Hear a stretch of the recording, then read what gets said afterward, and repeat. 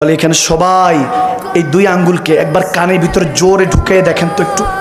এটা হাদিস বলছি, একদম এইভাবে যাতে কানে কোনো শব্দ না শোনা যায়, একদম কানটা এইভাবে চাপ দিয়ে ধরেন, সবাই ধরেন।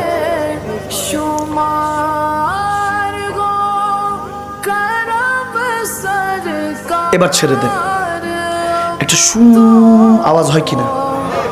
খোদার ইজ্জতের কাছে মা আয়েশা সিদ্দিকা বলছেন রাদিয়াল্লাহু তাআলা আনহা, বলতেছেন আমার নবীর জুবান পাক থেকে শুনেছি।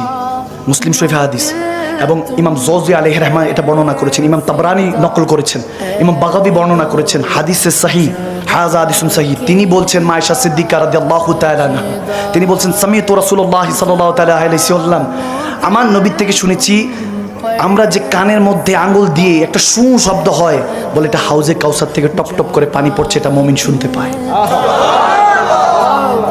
আরো জোরে সুবহানাল্লাহ পড়ে। যারা শুনেছেন খোদার কসম, তার মানে আপনাদের ভিতরে এখন ইমানের নূর রেখেছে আল্লাহ। আমার নবীর হাদিস অনুযায়ী বলছে শুধু মুমিনরা শুনবে শু একটা আওয়াজ, এটা হলো হাউজে কাউসার থেকে টপ টপ করে পানি পড়ছে, ওটা শব্দ।